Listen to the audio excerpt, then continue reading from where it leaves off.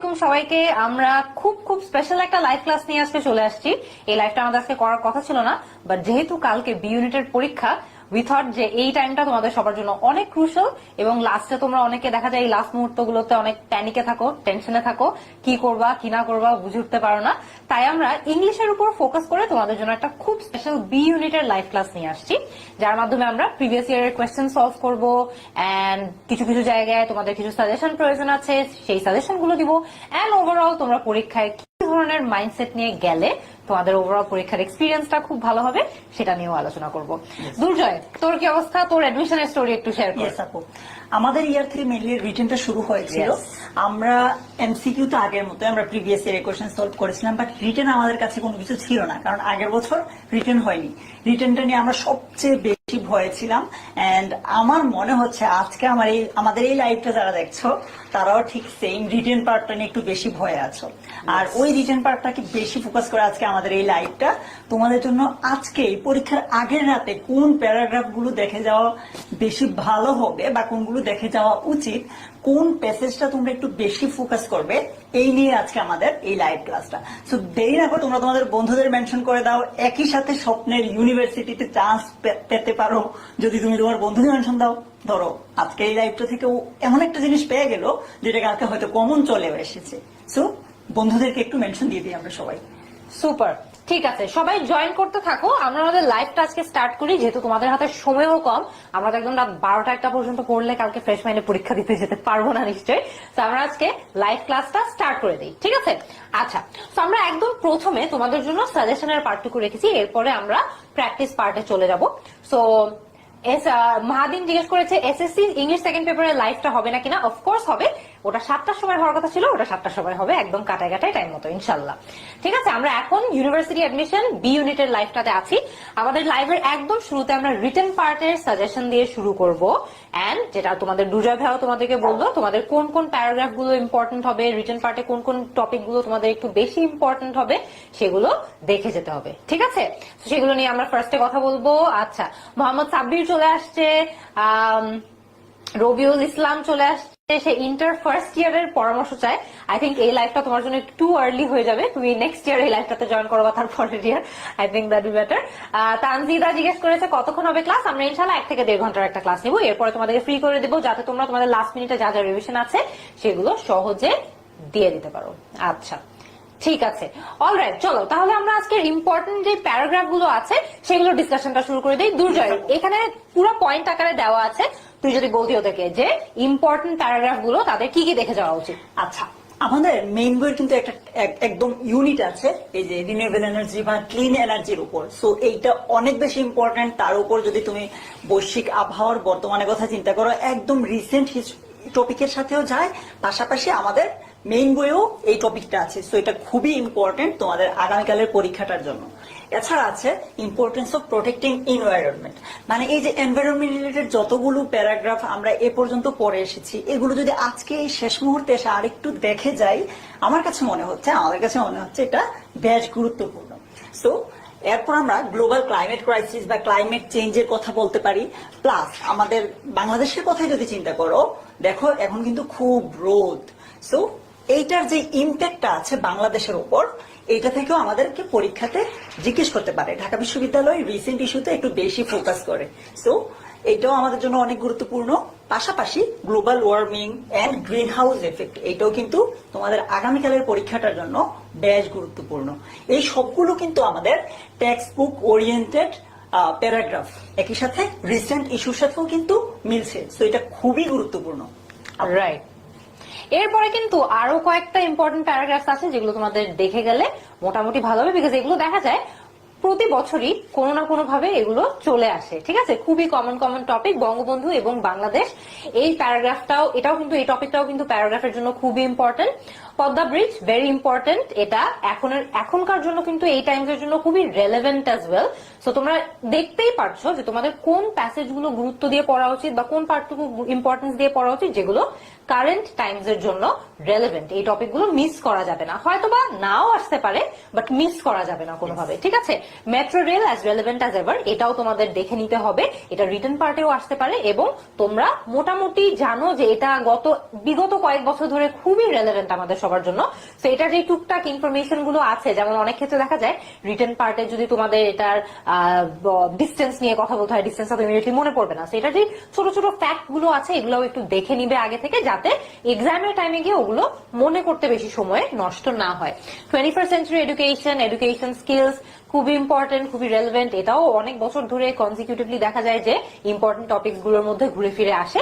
Vision 2041 এবং the prospect and problems of গ্লোবালাইজেশনও দেখা যায় যে প্রতি বছরই কোনো না কোনো ভাবে আমরা তোমাদের রেকমেন্ড করেই দেই, বিকজ এটা খুবই খুবই রেলেভেন্ট একটা টপিক। এবং আগেন আমরা যে সাজেশন গুলো তোমাদেরকে দিচ্ছি এমন কিন্তু না যে একদম আমরা 100% নিশ্চিত যেগুলো থেকে কালকে আসবে, বা আমাদের বিগত বছরের যে কোয়েশ্চেন পেপার গুলো দেখার অভিজ্ঞতা রয়েছে সেখান থেকে আমাদের মনে হয় যে এই টপিক গুলো অন্যগুলোর থেকে একটু গুরুত্ব দিয়ে পড়ে যেতে পারলে বেটার। বিকজ তোমরা রিটেন পার্টে দেখা যায় যে তোমাদের অন্যান্য সব পার্টের থেকে রিটেন পার্টের জন্য তোমাদের আতঙ্কটাও বেশি কাজ করে, ভয়টাও বেশি কাজ করে। আমরা এবার অ্যাডমিশন সাইকেলে বি ইউনিটের স্টুডেন্টসদেরকে পড়িয়েছি, আলাদা করে ইংলিশের জন্য অ্যাডমিশন ইংলিশ প্রাইভেট ব্যাচে পড়িয়েছি। প্রতিটা ব্যাচেই আমরা দেখেছি যে রিটেন পার্টের জন্য তোমাদের এক্সট্রা স্ট্রেস নেওয়া লাগে, এক্সট্রা প্যারা নেওয়া লাগে। এই কারণে আমরা তোমাদেরকে এই রেকমেন্ডেশন গুলো দিয়ে দিচ্ছি, ঠিক আছে? আচ্ছা, রিটেন পার্ট নিয়ে টেনশন করবে না। নিশাত তাসনিম বলেছে আপু খুব টেনশন হচ্ছে, রিটেন পার্ট নিয়ে খুব ভয় হচ্ছে, দোয়া করবেন। অফকোর্স আমরা তোমাদের সবার জন্য দোয়া করব। ইনফ্যাক্ট উই হোপ যে তোমরা কালকে যারা যারা পরীক্ষা দিচ্ছ মেজরিটি যাতে তোমাদের ড্রিম ইউনিভার্সিটিতে চান্স পাও। আর যদি চান্স নাও পাও ইটস ওকে, সমস্যা নাই। Life doesn't end here, life doesn't stop here. তোমাদের অপরচুনিটিস এর কোনো শেষ থাকবে না। জাস্ট লাইফ তোমাদেরকে যে অপরচুনিটি গুলো দিবে, make the most of them. যদি কালকে ইউনিভার্সিটিতে চান্স নাও পাও, ডোন্ট থিঙ্ক যে it's the end of the world, ঠিক আছে? Because it's not. তোমরা অন্য যেখানেই যাও না কেন, তোমরা ইট অল ম্যাটার্স যে তোমরা ওই অপরচুনিটিটাকে কিভাবে কাজে লাগাও, ঠিক আছে? অনেকে ঢাকা ইউনিভার্সিটিতে পড়েও কিন্তু লাইফে যে খুব বেশি সাকসেসফুল হয়ে যায় তাও কিন্তু না। আবার ঠিকই অন্য ইউনিভার্সিটিতে পড়েও অনেকে অনেক সাকসেসফুল হয়। So it really depends on you যে তোমরা কিভাবে তোমাদের অপরচুনিটি গুলোকে কাজে লাগাও, ঠিক আছে? দুর্জয়, ওভার টু ইউ। এবার হিউম্যান এডুকেশন থেকেও আসতে পারে বা জেন্ডার ডিসক্রিমিনেশন থেকেও আসতে পারে। এরপর আমাদের মেইন বইয়ে কিন্তু এই টপিকটার উপর একদম একটা ইউনিট আছে পুরো, যে মডার্ন সায়েন্স বা সায়েন্টিফিক যে অ্যাচিভমেন্টস, একদম একটা ইউনিট আছে। সো এইটাও কিন্তু আমাদের পরীক্ষার জন্য রিটেনের প্যারাগ্রাফটার জন্য খুবই গুরুত্বপূর্ণ। আবার এমন অনেক সময় হয় যে যেমন সায়েন্টিফিক অ্যাচিভমেন্টস নামে যে আমাদের ইউনিটটা আছে, এটা প্যারাগ্রাফ আকারে না দিয়ে তোমাকে প্যাসেজ আকারে দিয়ে দিল।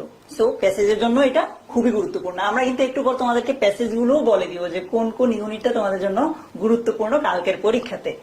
এরপর হিউম্যান রাইটস, এইটার উপর আমাদের পুরো একটা ইউনিটি আছে। দেখো এগুলো সবগুলো কিন্তু টেক্সচুয়াল প্যারাগ্রাফ।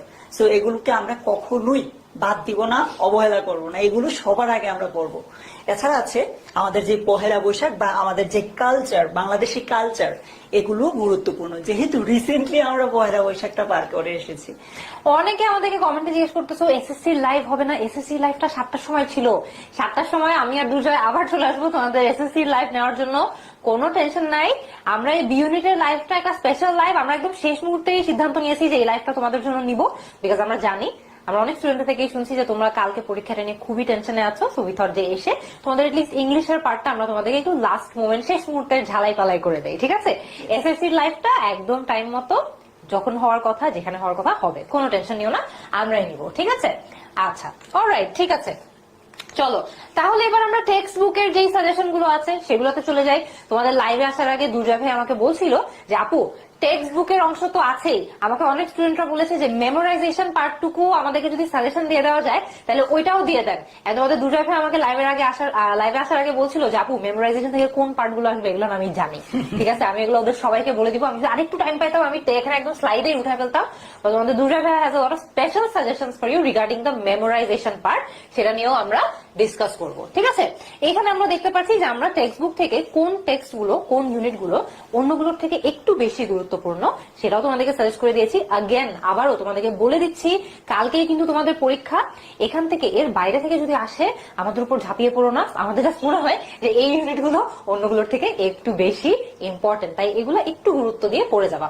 এক্সামের আগে কিন্তু সবকিছু দেখে যাওয়ার তোমাদের টাইম নাই, কিন্তু কিছু কিছু জিনিস একটু ভালোভাবে দেখে যাওয়ার সময় আছে। যেমন ইউনিট 12 এনভায়রনমেন্ট এন্ড নেচার, এখানে দরকার হলে তোমরা একটা স্ক্রিনশট নিয়ে রেখে দাও। আমরা কিন্তু প্রতিটা ইউনিট এখন আর ভিতরে ঢুকে ঢুকে তোমাদেরকে পড়াতে পারবো না, এত টাইম টাইম কিন্তু তোমাদেরও হাতে নাই, আমরা just তোমাদেরকে রেকমেন্ডেশন গুলো দিয়ে দিচ্ছি। এখানে দরকার হলে, প্রয়োজন হলে একটা স্ক্রিনশট নিয়ে রেখে দাও, যাতে করে তোমাদের এই লাইফটা শেষ হয়ে যাওয়ার পরেও you can go back and তোমরা এটা রিভিশন দিয়ে দিতে পারো, ঠিক আছে? আচ্ছা, unit 12 environment and nature, unit 3 dreams, এটা অনেক ইম্পর্টেন্ট, এটা প্রতি বছরই কিন্তু আমরা রেকমেন্ড করে থাকি, ভেরি ইম্পর্টেন্ট, এটাও দেখে যাবে। Unit 11 tours and travels, unit 9 diaspora, unit 8 human rights. Human rights এর ব্যাপারটা কিন্তু তোমরা এর আগেও দেখেছো যে ইম্পর্টেন্ট ছিল। সো এখন একজন লিখেছে আপু এখন তো খেলতে যাব, কোনো সমস্যা নাই, খেলা শেষ করে এসে লাইভটা দেখে নিও, লাইভটা তো আমাদের পেজে রয়েই যাবে, নো প্রবলেম, ঠিক আছে? Unit 1 people or institutions making history, এটাও রিকারিং ইয়ার, প্রতি বছর এটা খুবই ইম্পর্টেন্ট একটা টপিক হয়ে থাকে, এবছরও বরাবরই সেম। ইউনিট 6 অ্যাডোলেসেন্স এবং ইউনিট 13 ফুড অ্যাডাল্টারেশন। তোমরা দেখতে পাচ্ছ যে টপিক গুলো ঘুরে ফিরে কিন্তু অনেকগুলোই এমন এমন টপিক যেগুলো বিগত বছরেও গুরুত্বপূর্ণ ছিল এবং এই বছরেও সিমিলারলি ইম্পর্টেন্ট। এগুলো বাদে just recurrent time, current Times এর জন্য রেলেভেন্ট যে টপিক গুলো, সেগুলো একটু গুরুত্ব দিয়ে দেখে যাবে, এগুলোর উপর বাড়তি, ঠিক আছে, যেগুলো কারেন্ট বা বর্তমান সময়ের জন্য রেলেভেন্ট। আচ্ছা, এই বর্তমান সময়ের জন্য পলিটিক্যাল যে জিনিসগুলো, এনভায়রনমেন্টাল যে জিনিসগুলো বা আর্টিস্টিক যে জিনিসগুলো রেলেভেন্ট হয়ে থাকে বা রিসেন্টলি ঘটেছে, এরকম ঘটনাগুলো একটু আগে থেকে দেখে নিবে, ঠিক আছে? আচ্ছা, তাহলে আমরা আজকের ক্লাসটা স্টার্ট করে দেই। দুর্জয়, ক্লাস স্টার্ট করার আগে তোমাদের জন্য মেমোরাইজেশন পার্টের কিছু রেকমেন্ডেশন নিয়ে এসেছে, ওভার টু ইউ। পাশাপাশি আমাদের কিন্তু ইউনিটে দুইটা জিনিস একদমই কমন, এক প্যারাগ্রাফ প্রতি বছর থাকছে, দ্বিতীয় হচ্ছে সেন্টেন্স মেকিং, এই দুইটা জিনিস থাকছে। আমি যেগুলো বলবো এগুলো একসাথে তোমার মেমোরাইজিং পার্টের জন্য, প্লাস হচ্ছে ওই যে সেন্টেন্স মেকিং রিটেন পার্টে আসে সেটার জন্য। তোমরা তোমাদের যে শর্ট সিলেবাসটা আছে ওইটা আজকে হাতে নিবে, আবার তোমাদের যে টেক্সট বুকটা আছে ওইটা নিবে, নেওয়ার পর টেক্সট বুকের প্রত্যেকটা লেসনের শেষে বা প্রত্যেকটা ইউনিটের শেষে দেখবা যে এক্সারসাইজ আছে, টেক্সট বুক থেকে বলছি, বোর্ড বইটা, ওই এক্সারসাইজে 5টা করে দেখবে তোমাদের শব্দ দেওয়া আছে, ওই পুরো লেসনের বা পুরো ইউনিটের সবচেয়ে গুরুত্বপূর্ণ যে 5টা শব্দ আছে এগুলো বোর্ড থেকে দিয়ে দেওয়া হয়েছে। এন্ড একটু যদি বিগত বছর প্রশ্ন অ্যানালাইসিস করো দেখবে যে ওই এক্সারসাইজ থেকে হুবহু কমন পড়ে গেছে। তো শেষ সময়ে এসে তুমি একটু ওই যে লেসনের শেষের দিকের যে ওয়ার্ড গুলো আছে সেগুলো একটু দেখে যেও, এগুলো হয় সেন্টেন্স মেকিং এ আসতে পারে অথবা মেমোরাইজিং পার্টেও আসতে পারে। গ্রেট, তাইলে তোমরা আমাদেরকে একটু বলো তো, তোমরা প্র্যাকটিস পার্টটা স্টার্ট করে দেওয়ার জন্য মোটামুটি রেডি নাকি? সেন্টেন্স মেকিং পারে না একজন লিখেছে, সেন্টেন্স মেকিং এখন বেসিক থেকে পড়ানো তো তোমাদের সময় নাই, বাট তোমাদের দুর্জয় ভাইয়া যেটা বললো সেভাবে একটু প্রিপারেশন নেওয়ার ট্রাই করো, ইনশাল্লাহ হোপফুলি তোমাদের কালকে খুব একটা সমস্যা হবে না আশা করছি, ঠিক আছে? আচ্ছা, আমরা তাহলে আজকে প্র্যাকটিস পার্টটাতে চলে যাই, ঠিক আছে? তো আমাদের আজকে হাতেও তো সময় কম, তোমাদের নিজেদের রিভিশনের পার্টও আছে, রিভিশন দেওয়াটা is important as well, so let's start. আচ্ছা, তো আমরা আজকের ক্লাসে মেইনলি কি করব, আমরা লাস্ট 3 থেকে 4 বছরের যে কোয়েশ্চেন পেপার গুলো আছে সেগুলো তোমাদেরকে একটু সলভ করে দিচ্ছি, যাতে তোমরা ওভারঅল কমন যে টপিক গুলো আছে সেগুলো সম্পর্কে একটু ধারণা পেয়ে যাও এবং আমাদের সাথে সাথে একটু প্র্যাকটিস করে তোমাদের লাস্ট মিনিট প্রিপারেশনটাও এনশিওর করে ফেলতে পারো। পাশাপাশি পরীক্ষা বিধিটাও কিন্তু কেটে যাবে, কারণ আমরা বিগত বছর প্রশ্নগুলো দেখছি যে এত ইজি আসছে। ইয়েস, ঠিক আছে। আচ্ছা, তো একদম ফার্স্টে আমরা দেখে নিই আমাদেরকে কি বলেছে।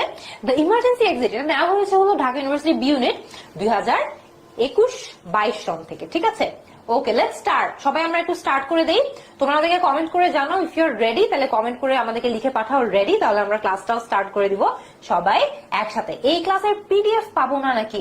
এই ক্লাসের পিডিএফ তোমাদের যদি প্রয়োজন হয় আমরা দিতে পারি, এবার আমরা আজকে তোমাদেরকে কোয়েশ্চেন সলভ লাইভ করাচ্ছি, এই ক্লাসের পিডিএফটা নিয়ে তোমাদের বিশেষ যে খুব লাভ হবে, তোমাদের সবার কাছে অলরেডি প্রিভিয়াস ইয়ারের কোয়েশ্চেন গুলো আছেই, ঠিক আছে? তো খুব যে হবে না, বাট এখানে যে যে সাজেশনের পার্ট গুলো আছে এই সাজেশন পার্ট গুলো আমরা যেটা করবো লাস্টের ক্লাসের শেষের দিকে আরেকবার পুনরায় রিভাইজ করে দিব, তখন তোমরা স্ক্রিনশট নিয়ে রেখে দিও ওই পার্টের। আচ্ছা, 1 এর আনসার আসা শুরু হয়ে গিয়েছে, দেখি তো। The emergency exit was concealed dash a red curtain by, from, with নাকি ইন? এখানে প্রেপোজিশনের ব্যবহার নিয়ে আমাদের একটু কেয়ারফুল হতে হবে, রাইট? আচ্ছা, দুর্জয়ের কি মনে হয় এটার আনসার কি হবে? আমার কাছে মনে হচ্ছে আপু এ হতে পারে। The emergency exit was concealed by a red curtain. আচ্ছা, ফ্রম, উইথ আর ইন এগুলো কি ভুল নাকি এগুলাও ডিফারেন্ট ডিফারেন্ট সিচুয়েশনে ইউজ করা যায়? দেখি আপু, আমরা কিন্তু এখানে ব্যাখ্যা সহ একদম সঠিক। রাইট, আচ্ছা চলো আনসার আমরা দেখি। আমাদেরকে বেশিরভাগই জানাচ্ছে যে সবাই রেডি।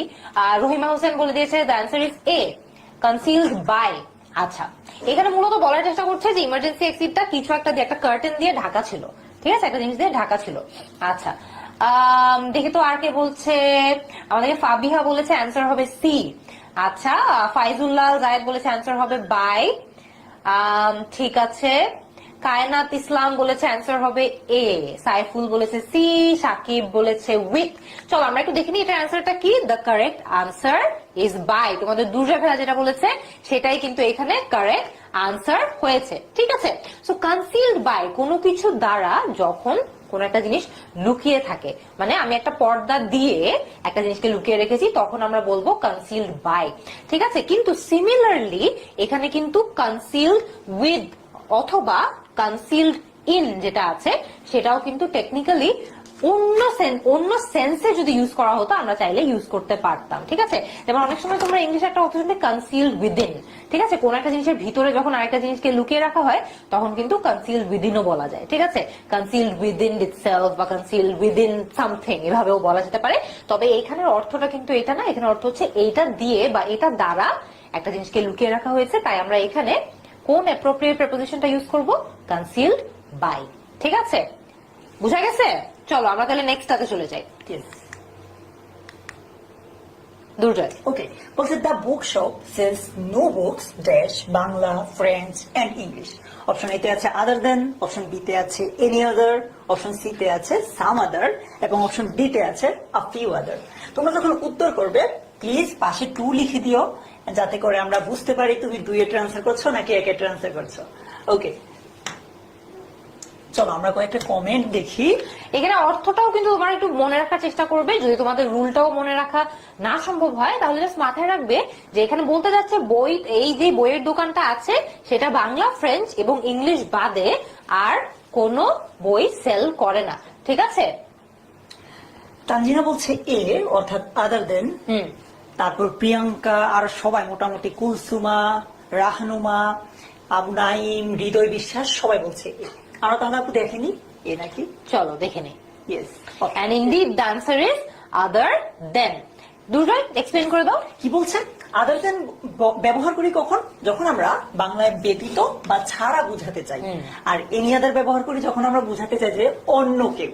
আবার সাম আদার অন্য কিছু, এই যে দেখো সাম মানে কি কিছু, এনি মানে কি অন্য, আর আ ফিউ আদার আরো কিছু বা আরো কয়েকটি। তো আমরা যদি জাস্ট এগুলো একটু মনে রাখি, ঢাকা বিশ্ববিদ্যালয় বা অন্যান্য বিশ্ববিদ্যালয়গুলো ধরো এবছর হয়তো আদার দেন দিবে না, বাট এমন একটা দিতে পারে যেটার উত্তর হতে পারে এনি আদার বা আ ফিউ আদার। সো আমাদের এগুলোর ব্যাখ্যাগুলো কিন্তু জানা খুবই গুরুত্বপূর্ণ। ওকে, গ্রেট, চলো আমরা তাহলে নেক্সটটাতে চলে যাই। আচ্ছা, audiences are attracted by dash advertisement and tend to buy the product blindly. মানে এখানে বলতে চাচ্ছে যে অডিয়েন্সেস বা মানুষজন একটা নির্দিষ্ট ধরনের অ্যাডভার্টাইজমেন্টের প্রতি খুবই আকৃষ্ট হয় এবং তারা একদম অন্ধের মতো ওই প্রোডাক্টটা কিনে ফেলে ওই অ্যাডভার্টাইজমেন্টটা দেখে। এটার উত্তরটা কি হবে বলতো? এফিশিয়েন্ট, ভিগারাস, কালারফুল নাকি অ্যাগ্রেসিভ? এটার উত্তর জানতে হলে তোমাকে কিন্তু মেন বইটা পড়তে হবে, কারণ মেন বইয়ে কি এফিশিয়েন্ট দেওয়া আছে না অ্যাগ্রেসিভ দেওয়া আছে এটা আমরা কেউই জানি না।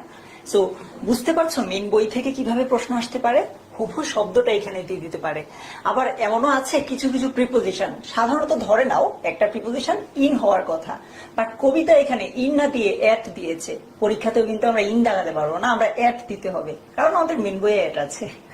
ওকে, তোমাদের লাইফটা আসলেই অনেক টাফ, কারণ এখানে চিন্তা করে দেখো ডিপেন্ডিং অন কোন কনটেক্সটে ইউজ করা হয়েছে এখানে কিন্তু একের অধিক উত্তর সঠিক হতে পারে, কিন্তু এটা তোমাদের টেক্সট বুক থেকে নেওয়া হয়েছে বলে তোমরা এখানে ফেসে গেলা, এখানে একটাই সঠিক হবে। আচ্ছা, সুমাইয়া সুমু বলেছে কালারফুল, সাইফুল ইসলাম আখিল বলেছে বি মানে ভিগারাস। আচ্ছা, কায়নাত কেয়া বলেছে সি, আরাফাত বলেছে কালারফুল, তনিমা প্রীতি বলেছে কালারফুল। চলো আমরা দেখে নিই অ্যান্সারটা কি।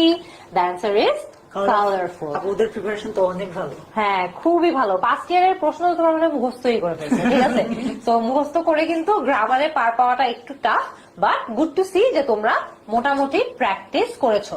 আচ্ছা, এখানে এক্সপ্লেনেশনটা তো আই থিঙ্ক তোমরা বুঝেই গেছো যে কেন এফিশিয়েন্ট হচ্ছে। এফিশিয়েন্ট অ্যাডভার্টাইজমেন্ট কিন্তু এই কনটেক্সটে যাইতোই না, ঠিক আছে? কারণ কেন একটা অ্যাডভার্টাইজমেন্ট এফিশিয়েন্ট হবে? এফিশিয়েন্ট হইলেই যে ব্লাইন্ডলি অডিয়েন্স কিনবে, এটার দুটোর মধ্যে কানেক্ট করাটা কিন্তু টাফ, বাট কালারফুল হইলে কিনে ফেলবেন। অফকোর্স তোমাদের টেক্সট বুকের অর্থের উপরেও এটা অনেকটা নির্ভরশীল। আমরা নেক্সটটাতে চলে যাই, আই থিঙ্ক এটা ওরা বুঝতে পারছে। পরেরটা বলছে in every life dash is not considered a polite expression.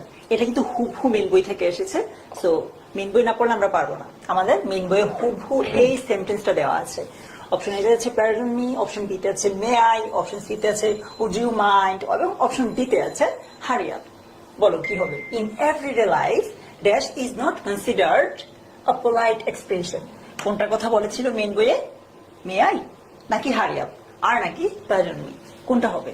এটা অনেক ইজি। এটা কিন্তু হালকা পাতলা মেইন বইটা যদি আমাদের পড়া নাও থাকে, I think we can answer.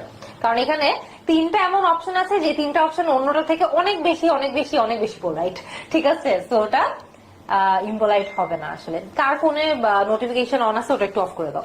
আচ্ছা, ওকে। হারি আপ মিম বলেছে হারি আপ, ফাহরিন বলেছে হারি আপ, ইমতিয়াজ বলেছে হারি আপ। আচ্ছা, সামিরা খান বলেছে D, and yes the answer is hurry up. ঠিক আছে, pardon me, may I, would you mind সবগুলাই কিন্তু পোলাইট। ঠিক আছে, পার্ডন মি মানে হচ্ছে দুঃখিত, কাউকে কারো অ্যাটেনশন নেওয়ার জন্য আমরা যখন বলি পার্ডন মি বা এক্সকিউজ মি, এটা কিন্তু অনেক পোলাইট। মে আই মানে আমরা অনুমতি নিচ্ছি, very polite. Would you mind আপনি যদি কিছু মনে না করেন তাহলে সেটাও কিন্তু অনেকটাই পোলাইট। হারি আপ আবার হচ্ছে একটা অর্ডার যে ভাই তাড়াতাড়ি করো, সেটা কিন্তু লিস্ট পোলাইট এই তিনটার মধ্যে। ঠিক আছে, চলো নেক্সটটা দেখিনি। নেক্সটটাতে কি আছে? ও আচ্ছা, এটা তো টেক্সট বুক থেকে নেওয়া। দুর্জয়, তোমার কি এখানে কিছু বলার আছে? এই যে দেখো পুরো লাইনটা যদি পড়ো, আ ফিউ মোর পোলাইট। দেখো টেক্সট বুক থেকে ধরো, এইবার এই সেন্টেন্সটা থেকে অন্যভাবে প্রশ্ন দিতে পারে। এই যে শুরুতে তোমাদেরকে শূন্যস্থান দিতে পারে, ওই যে একটু আগে অপশনে তোমাকে দিয়েছিল সাম, এনি আদার, দেন আদার। সো এইখানে অপশনে যদি এই চারটার মধ্যে একটা থাকে যে আ ফিউ, এটা আমাদেরকে দিতে হবে। ঠিক আছে, সো এইভাবে পরীক্ষাতে আসতে পারে।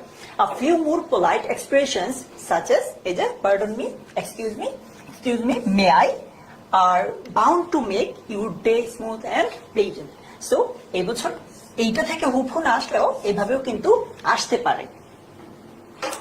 তো এটাও কিন্তু একটা ইম্পর্টেন্ট টেক্সট। তোমাদের কিন্তু এটার সাজেশনটা আমরা আগেও দিয়েছি, আবারও তোমরা দেখতেই পাচ্ছ যে প্রিভিয়াস ইয়ারের জন্য এই টেক্সট গুলো কিন্তু আমাদের অন্যগুলোর থেকে একটু বেশি ইম্পর্টেন্ট। ঠিক আছে, আচ্ছা চলো নেক্সটটাতে চলে যাই। Its main purpose is to get you excited about science by doing it rather than simply learning about it. What does it refer to? এটাও কি একটা টেক্সট বুক থেকে আসছে নাকি দুর্জয়? হ্যাঁ আপু, তাইলে তোমাদের কিন্তু এখানে এই প্র্যাকটিসের মাধ্যমেও কিন্তু একটা ওভারঅল আইডিয়া হয়ে যাওয়া উচিত যে কোন টেক্সট বুক গুলো আমরা একটু অন্যগুলোর থেকে বেশি ইম্পর্টেন্স দিয়ে পড়ার চেষ্টা করবো। এখানে আমাদেরকে বলেছে যে ইট শব্দটা বলতে কি বোঝাচ্ছে? সায়েন্স ফেয়ার, বৈশাখী মেলা, অলিম্পিয়াড নাকি ইউনিভার্সিটি ফেয়ার, কোনটা? বি ইউনিটে কিন্তু টেক্সট বুক থেকে অনেক বেশি প্রশ্ন আসে। বিগত বছরের রিটেনের প্রশ্নগুলো দেখবে সবগুলো টেক্সট বুক থেকে এসেছে। রাইট। ইট এখানে কি রেফার করছে বলো তো? আফসানা বলেছে 5 এর অ্যান্সার হবে এ, সায়েন্স ফেয়ার। আচ্ছা, রুবি বলেছে এ হবে, সমিন প্রীতি এ হবে, ফাতেমা বলেছে এ হবে, কাজী নাফিস তপু বলেছে সায়েন্স ফেয়ার। চলো আমরা দেখে নেই, and indeed the answer is science fair. কারণ এটা যদি আমরা টেক্সট পড়েও না থাকি, আমাদের মনে করো টেক্সটে কোনো কারণে একদমই মনে পড়তেছে না যে টেক্সট এখানে কি বলা হয়েছিল, উই ক্যান স্টিল অ্যাজিউম যে এটা সায়েন্স ফেয়ার হওয়াটাই সবচেয়ে বেশি লাইকলি, সবচেয়ে বেশি প্রবাবল। কারণ এখানে কি বলেছে যে এমন একটা জিনিস যেটার পারপাসই হচ্ছে সায়েন্স নিয়ে মানুষদের এক্সাইটেড করা বা সায়েন্স নিয়ে মানুষদের ইন্টারেস্ট তৈরি করা, সেটা তো সায়েন্স ফেয়ারই হওয়ার সবচেয়ে বেশি চান্স। ঠিক আছে, আচ্ছা চলো ঠিক আছে, আমরা এর পরে দেখে নিই। The expression in defiance means, in defiance যে এক্সপ্রেশনটা আছে এটার অর্থটা কি? প্রোটেস্টিং, ডিফাইনিং, এগ্রিং নাকি নটিং? নুসরাত জাহান বলছে এ, মেহেদি হাসান বলছে এ, মানে মোটামুটি সবাই বলছে প্রোটেস্টিং। নাসির আক্তারও বলছে 5 এ। নুসরাত জাহানের আনসার আমরা আবার দেখছি, রাহাতও বলছে এ। তাহলে আমরা অ্যান্সারটা দেখেই নেই, যেহেতু সবাই এ বলছে প্রটেস্টিং। ঠিক আছে, এখানে একটা জিনিস মনে রাখবা, ডিফাই এই যে শব্দটা আছে এটা কিন্তু খেয়াল করে দেখবা, আমরা ফুটবল যখন খেলি আমরা ডিফেন্ড করি না, বা আমরা যখন একটা পয়েন্ট অফ ভিউ বলার চেষ্টা করি তখন আমরা ডিফেন্ড করি না নিজেদের পয়েন্ট অফ ভিউটা। ডিফায়েন্স শব্দটার রুট কিন্তু এই ডিফেন্ড শব্দটার রুটের মতোই সিমিলার। সো নিজেদের জিনিসটা প্রোটেক্ট করা বা নিজেদের পয়েন্ট অফ ভিউটাকে ডিফেন্ড করা বা নিজেদের পয়েন্ট অফ ভিউটা নিয়ে ফাইট করা, প্রোটেস্ট করা, সেখান থেকেই কিন্তু এই শব্দগুলো এসে থাকে। ঠিক আছে, তো এগুলোর অর্থ কিন্তু খানিকটা সেম, যেহেতু এটা রুট ওয়ার্ডটাও সেম। আচ্ছা চলো আমরা নেক্সটটা দেখে নেই। অলরাইট, এইখানে তোমাদেরকে আমরা আচ্ছা change into indirect narration, change into indirect narration. এখানে কি বলেছে? I say to him please don't repeat the mistake. এখানে কোনটা এর কারেক্ট ইনডিরেক্ট নারেশন হবে বলতো? I tell him please do not repeat the mistake, নাকি I requested him kindly not to repeat the mistake, নাকি I told him not repeat the mistake, নাকি I request him not to repeat the mistake. তোমরা এটা উত্তর করতে থাকো। তার মধ্যে আমি একটা কথা বলে নিচ্ছি, তোমরা যদি প্রিভিয়াস ইয়ারের কোয়েশ্চেন অ্যানালাইসিস করে থাকো, গ্রামারের দুইটা টপিক থেকে প্রতি বছরই প্রশ্ন এসেছে। তার মধ্যে এক ছিল ন্যারেশন বি ইউনিটে, এক ছিল ন্যারেশন, আরেকটা হচ্ছে ভয়েস। সো এই দুইটা টপিক আজকে একটু দেখেছেও। আমার মনে হয় তোমাদের আগামীকালও ভয়েস এবং ন্যারেশন থেকে কোনো না কোনো প্রশ্ন একটা হলেও থাকবে এমসিকিউতে। ওকে, আমরা প্লিজ থাকলে কি হয়? আমরা যখন একেবারে ক্লাস 8, 9, 10 থেকেই পড়ে এসেছি, যখন ডিরেক্টে প্লিজ থাকি, ইনডিরেক্টে আমরা কি করি? সেটাকে রিকোয়েস্ট থাকে। অনেক সময় দেখা যায় যে রিকোয়েস্ট অপশনে থাকলেও হয়তো কোনো কারণে ওই অপশনটা ভুল। সো একটু ভেবে চিন্তে দিতে হবে। রাহিমা হোসেন বলছে বি, জুনিয়র ইমরান বলছে এ, মেহেদি বলছে সি, জান্নাতুল আদান বলছে এ। আচ্ছা, আমরা বিভিন্ন রকমের আনসার পাচ্ছি, দেখি। ইয়েস, চলো এটার আনসারটা আমরা দেখে নিই। I request him not to repeat the mistake. ঠিক আছে, সো এখানে প্লিজ থাকার কারণে কিন্তু রিকোয়েস্ট শব্দটা আসছে, কারণ আমরা যখন কেউ একজনকে অনুরোধ করি তখনই তো আমরা ডিরেক্ট স্পিচে প্লিজ ইউজ করি এবং ইনডিরেক্ট স্পিচে রিকোয়েস্ট ইউজ করে থাকি। ঠিক আছে, এন্ড এরপরে খেয়াল করে দেখবা যে এইটা কিন্তু কি বলেছে? I say to him, not I said to him. I say to him, কেন? এটা কিন্তু সে প্রেজেন্টে বলছে যে I say to him. So এই ক্ষেত্রে আমরা যখন এটাকে ইনডিরেক্টে কনভার্ট করব তখন কিন্তু রিকোয়েস্টেড আর হবে না, রিকোয়েস্ট থাকবে, বিকজ ওই টেন্সটা আমাদেরকে সামঞ্জস্য বা প্যারালেলিজম মিলিয়ে করতে হবে। ঠিক আছে, এটা কিন্তু যদি এখানে বলতো আই সেড টু হিম, তাইলে এখানে কিন্তু এটা কি হয়ে যেত? I requested. হ্যাঁ, এই যে রিপোর্টিং ভার্বটা আছে, মনে রাখবা রিপোর্টিং ভার্বটা যদি প্রেজেন্ট বা ফিউচার হয় তাহলে টেন্সের কোনো পরিবর্তন হবে না। এটা জাস্ট পাস্টের হলে এখানে টেন্সের পরিবর্তন হবে। গ্রেট, ঠিক আছে, চলো নেক্সট সাথে চলে যাই। এখানে পুরো এক্সপ্লেনেশনটা দেওয়া আছে। আচ্ছা, এটা খুবই কমন একটা স্ট্রাকচার, এটা আমরা দেখা যায় যে এটা নিয়ে অনেক অনেক অনেক কথা বলছি। তো তোমরা এখানে বের করে নাও যে এই চারটার মধ্যে কারেক্ট সেন্টেন্সটা কোনটা। ঠিক আছে, no sooner had the police seen the thief then they started chasing him, নাকি no sooner had the police seen the thief then THEN then they started chasing him, নাকি no sooner did the police see the thief then they started chasing him, নাকি এখানে no sooner the police had seen the thief they started chasing him।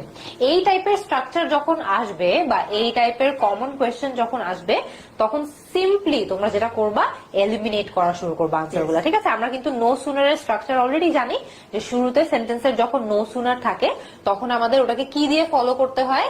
THAN দেন দিয়ে follow করতে হয়, right? So eliminate করবা সবগুলো sentence, সবগুলো option পড়ারও দরকার নাই, জাস্ট এলিমিনেট দ্য ওয়ান্স যেখানে দেন নাই। তাইলে আমাদের এইটা এলিমিনেট হয়ে যাবে, এইটা এলিমিনেট হয়ে যাবে, এইখানেও দেন নাই, এটাও এলিমিনেট হয়ে যাবে। তাহলে আমাদের বাকি কি থাকে? বাকি নাম্বার 1টা বা নাম্বার এটাই শুধু বাকি থাকে। তাহলে আনসার কি হবে বলো তো? আনসার উইল বি এ, কারণ আর কোনোটাতেই তোমার ওই স্ট্রাকচারের THAN টা নাই। সো কালকে এক্সামে কিন্তু তোমাদের সবগুলো গ্রামার রুল একসাথে মনে রাখার কোনো সময় থাকবে না। জাস্ট মেক শিওর যে এই টাইপের কমন স্ট্রাকচার গুলো যখন আসে এলিমিনেশন দিয়ে যেগুলো একেবারেই আনসার না সেগুলো তাড়াতাড়ি বাদ দিয়ে দিবা। তাইলে পড়তে হবে অপশন শুধুমাত্র সেগুলো যেগুলোতে তোমাদের মোটামুটি সিমিলার টাইপের বা যতটুকু কারেক্ট টাইপের অপশন দেওয়া আছে সেগুলো শুধুমাত্র পড়তে হবে, বাকিগুলো তোমাদের আর পড়তে হবে না। আচ্ছা, নেক্সট দুর্জয়। ওকে, বলছে the synonym of the word social is amicable, happy, civilized, নাকি ইন্টিমেট? কোনটা হবে? বলছে সোশ্যালের সিনোনিম কি, আর পরীক্ষাতে তোমাদের সিনোনিম থাকবেই, মাস্ট। অপশন এতে আছে এমিকেবল, বিতে আছে হ্যাপি, সিতে হচ্ছে সিভিলাইজড এবং ডিতে হচ্ছে ইন্টিমেট। কি হবে? আখি মালিক বলছে এ মানে এমিকেবল, বন্ধুত্বপূর্ণ। তানজিনা বলছে সি, তারপর তাসনিম বলছে এ, রাহিমা বলছে সি, আসিফ বলছে সি। আচ্ছা, অধিকাংশই বলছে সি। আমরা একটু দেখে নিই আপু উত্তরটা। সিভিলাইজড। রাইট। এখানে একটা জিনিস মাথায় রাখতে হবে, তোমরা অনেকে এটা নিয়ে কনফিউজড হয়ে যেতে পারো যে অ্যামিকেবল কেন হয় নাই। অ্যামিকেবল এবং সোশ্যালের অর্থটা কিন্তু খানিকটা কাছাকাছি হইলেও সেম না। অ্যামিকেবলের অর্থ হচ্ছে ফ্রেন্ডলি, ঠিক আছে? আর এখানে আমাদেরকে কি বলা হয়েছে, আমাদেরকে প্রশ্নে কিন্তু বলা হয়েছে সোশ্যাল। সোশ্যাল মানে কি, যে অনেকজনের সাথে মিলেমিশে থাকতে পারে, অনেকজনের সাথে সোশ্যালাইজ করে থাকতে পারে। তো সেই ক্ষেত্রে এটা সবচেয়ে কাছাকাছি অর্থ হবে কিন্তু সিভিলাইজড, অ্যামিকেবল না। Amicable means friendly. এটা কিন্তু একদম যে পুরোপুরি সেম তাও না, আবার পুরোপুরি ডিফারেন্ট যে তাও না। হেন্স এই দুটো কিন্তু একটু কনফিউজিং অপশনস। আচ্ছা, তারপর বলছে use the appropriate form of the verb. The town where I live is very different now, it dash a lot. মানে এইখানে যে চেঞ্জ আছে এটাকে আমরা মডিফাই করবো রাইট ফর্ম অফ ভার্ব থেকে। It has changed a lot, it has been changing a lot, নাকি it is changing a লট, আর নাকি ইট চেঞ্জড আ লট। কি হবে? অপশন এতে আছে হ্যাজ চেঞ্জড, বিতে আছে হ্যাজ বিন চেঞ্জিং, সিতে আছে ইজ চেঞ্জিং এবং ডিতে হচ্ছে চেঞ্জড। এখানে কিন্তু তোমাদের কমন একটা ফর্ম নিয়ে তোমাদের জানতে হবে। দেখি তো আগে দেখি সবাই কি বলছে। আচ্ছা, আর সামিরা খান বলেছে আনসার হবে এ, আসিফুর বলেছে আনসার হবে, আচ্ছা তোমারটা তো হয় নাই। আচ্ছা, রাশেদ বলেছে আনসার হবে বি। তারপরে আমি দেখতে পাচ্ছি ইমরান বলেছে আনসার হবে এ। আচ্ছা, ইয়েস, এখানে সঠিক উত্তরটা হচ্ছে হ্যাজ চেঞ্জ। তো তোমাদের একটা জিনিস মাথায় রাখতে হবে, এটা তোমরা বলতেই পারো যে এটা কেন হ্যাজ চেঞ্জড হলো, কেন চেঞ্জড হলো না। তো যখনই তোমরা দেখবা অতীতের কোনো ঘটনা একটা প্রভাব বর্তমান কালেও থেকে যায় বা রয়ে যায়, তখন কিন্তু আমরা কি ইউজ করি, তখন আমরা প্রেজেন্ট পারফেক্ট টেন্স ইউজ করি। So has change. তো এই কারণে খেয়াল করে দেখবা এই টাউনটা আমরা কি বলেছি এখানে, যে টাউনটা এখন আগের থেকে অনেক চেঞ্জ হয়ে গেছে, আগের থেকে অনেক চেঞ্জ হয়ে গেছে এবং এই চেঞ্জ গুলো এখনো এফেক্টিভ বা আমার লাইফকে এখনো এফেক্ট করছে। হেন্স আমরা এখানে হ্যাজ চেঞ্জড ইউজ করবো। যদি এই চেঞ্জ গুলো আমাকে এখন আর ইম্প্যাক্ট না করতো তাইলে আমরা চেঞ্জ ইউজ করতাম, বাট এই সেন্টেন্সে এটা কোনোভাবেই চেঞ্জ হবে না, বিকজ আমরা এখানে অতীতের ঘটনার কথা বলেছি যে আমি আগে যেরকম দেখেছি তার থেকে এখনকার দিনে অনেক পরিবর্তন চলে আসছে, তাই হ্যাজ চেঞ্জড। আচ্ছা, আচ্ছা, তারপরে আমরা একটু দেখি the noun form of the word waste. Wasting, wastage, wasteful নাকি ওয়েস্ট, কোনটা হবে? এটা কিন্তু এই শব্দটা কিন্তু তোমাদের মেইন বইয়ে আছে। আর এটা তো অনেক ইজি, এটা ওরা পারবে আমার মনে হয়। মার্সিয়া এখনো 11 এর উত্তর দিচ্ছ। আচ্ছা, ঠিক আছে। এখানে আমাদেরকে বলেছে ওয়েস্ট শব্দটার নাউন ফর্ম কোনটা সেটা নিয়ে বলতে। আসিফুর রহমান বলেছে 12 বি হবে। আচ্ছা, মাহমুদুল্লাহ তুহিন বলেছে বি হবে। তারপরে মোশাররফ হোসেন বলেছে ওয়েস্টেজ হবে। ওকে, ঠিক আছে। ওয়েস্টিং। এখানে কিন্তু কারেক্ট আনসারটা ইজ ওয়েস্টেজ। ঠিক আছে, চলো নেক্সট টাতে চলে যাই। এখানে অবশ্য কয়েকটা তোমাদের কমন এক্সাম্পলও দেওয়া আছে, দুর্জয় যদি বলতা। দেখো, এটা যদি অ্যাডজেক্টিভ ফর্মটা আসে আমাদের, আমরা বলবো কি ওয়েস্টফুল, আর অ্যাডভার্ব হলে শেষে এলওয়াই যুক্ত করে দিব। আবার সবসময় যে এলওয়াই থাকলেই অ্যাডভার্ব, ব্যাপারটা কিন্তু এটা না, তোমরা একটু মনে রেখো। যেমন ফ্রেন্ডলি শব্দটাকে কিন্তু আমরা অ্যাডভার্ব বলতে পারি না। সো এরপর আছে উইজডম, ওয়েট, তারপর উইকনেস, এগুলোর ভার্ব ফর্মটা, তারপর অ্যাডভার্ব ফর্ম, এই ফর্মগুলো যদি আমরা একটু দেখে নেই আমাদের এগুলো থেকে কমন চলে আসতে পারে। রাইট, ঠিক আছে, চলো নেক্সটটা দেখি। Choose the correct passive form to the following active sentence.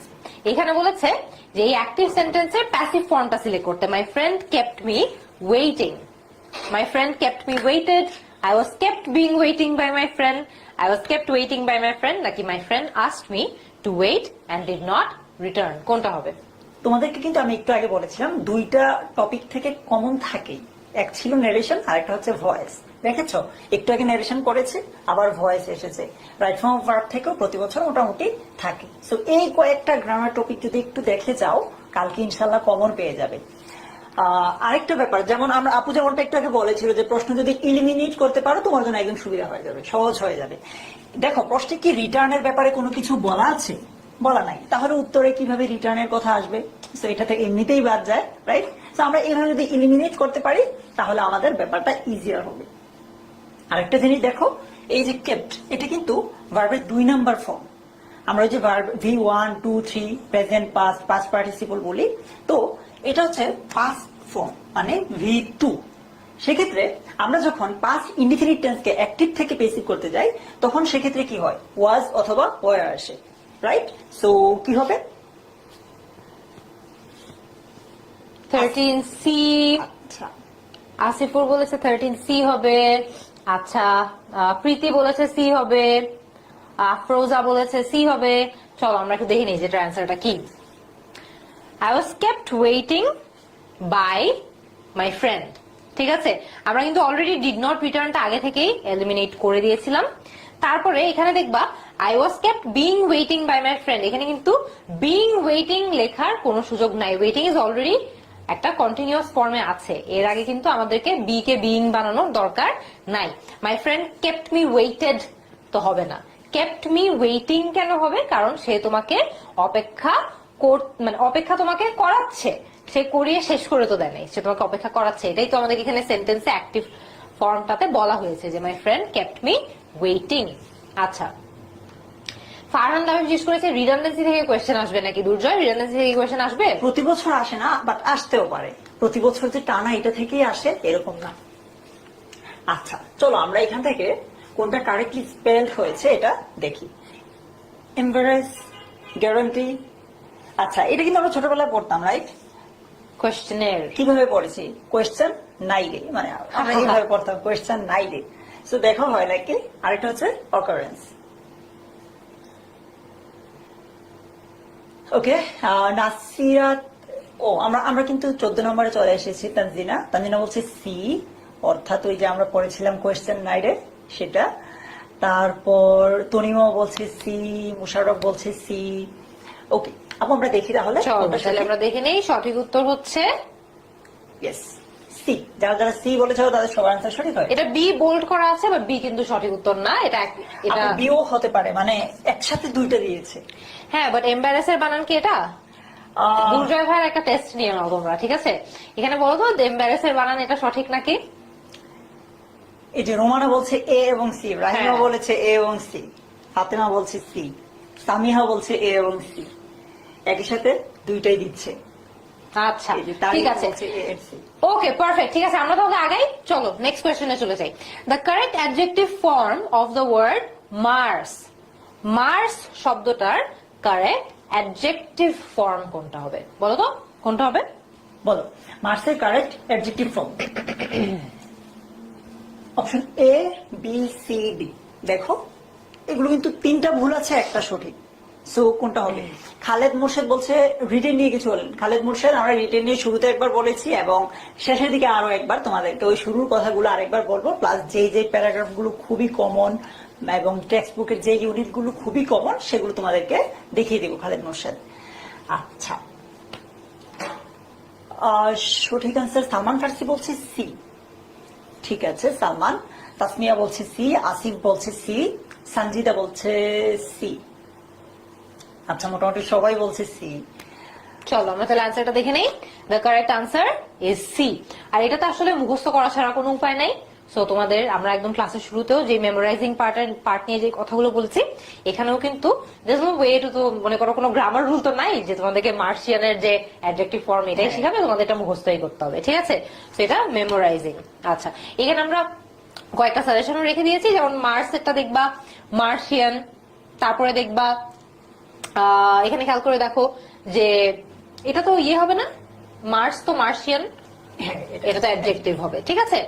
তারপরে মিল্কেরটা দেখবা ল্যাকটিয়াল, তারপর মাউথেরটা দেখবা ওরাল, মুনেরটা দেখবা লুনার। সেগুলো আমাদের মনে রাখতে হবে, ঠিক আছে? আচ্ছা, অল রাইট। এখানে আমরা একটু এটা মিনিমাইজ করে দিই তো ওদের কমেন্ট গুলো দেখা যাচ্ছে না, এই চ্যাটটাকে একটু মিউট করে দাও।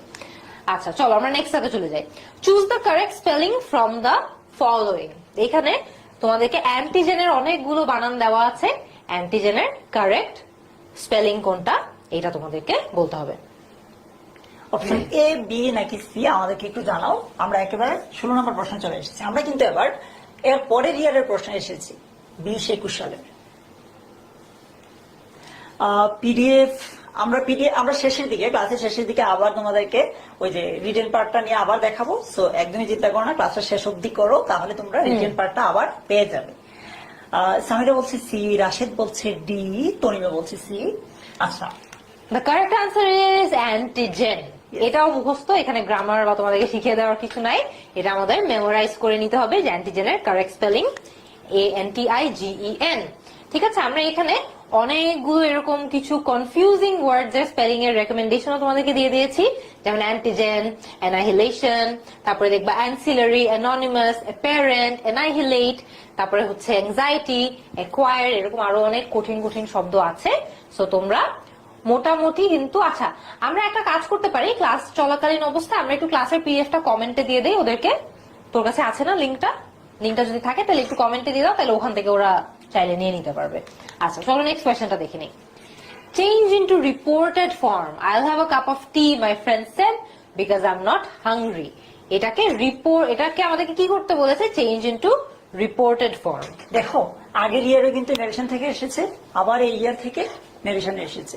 সো বলো কি হবে? এ বি সি ডি, আমরা কোনটা পড়ছি না, পড়লে অনেক টাইম নিবে, তোমাদের হাতে অত সময়ও নাই। সো একটু দেখো কোনটা সঠিক হবে। ওকে, I'll have a cup of tea, my friend said, because I'm not hungry। কি হবে বলো? Option A, my friend said that he will have a cup of tea। এখানে বলেছে he would, একবার বলেছে will, would, তারপর সিতে বলেছে had এবং দিতে বলেছে would have।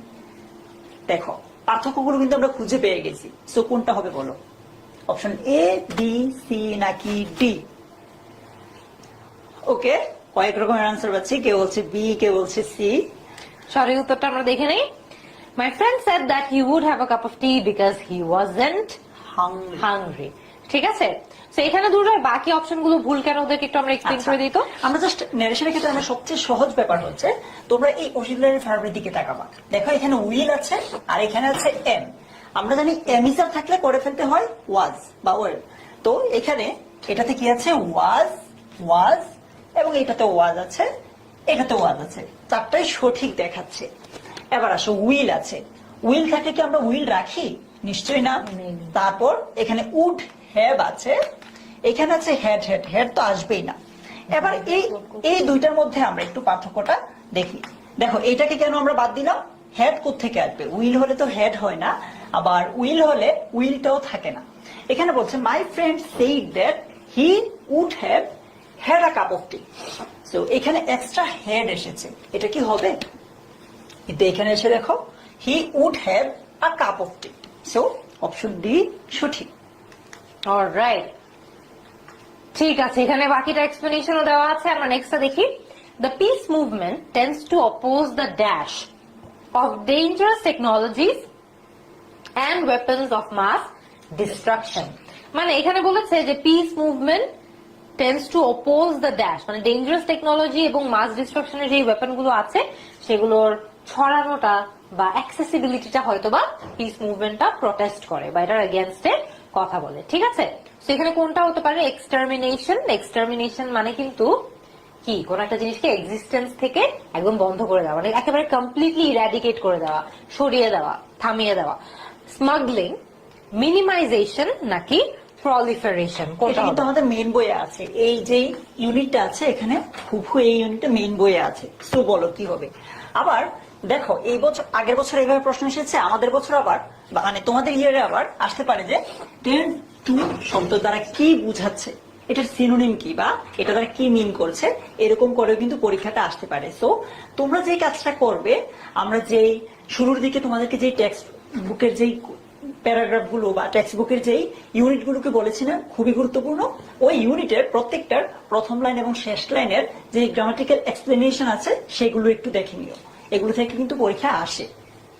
ওকে, গ্রেট, চলো দেখে নি এটার উত্তরটা কি।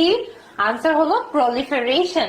প্রলিফারেশন শব্দটার অর্থ হচ্ছে কোন একটা জিনিসের স্প্রেড বা কোন একটা জিনিসের ছড়ানো। সেখানে খেয়াল করে দেখবা পিস মুভমেন্ট কি করবে, যে ডেঞ্জারাস টেকনোলজি, ওয়েপন এগুলোর ছড়ানোটাকে বন্ধ করে দেওয়ার বা বন্ধ করে দেওয়ার পক্ষে কথা বলবে, ওপোজ করবে। ঠিক আছে, তো এই যে বন্ধ করে দেওয়ার পক্ষে কথা বলবে, তো এখানে দেখবা খেয়াল করে যে peace movement tends to oppose the proliferation, মানে oppose the spread of dangerous technologies. আচ্ছা, নেক্সট।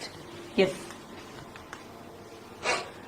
শিল্পী insisted, বইটা হুবহু মেন বই থেকে এসেছে। তাই শিল্পী insisted me dash my going home, From কি হবে এটা? on to নাকি in?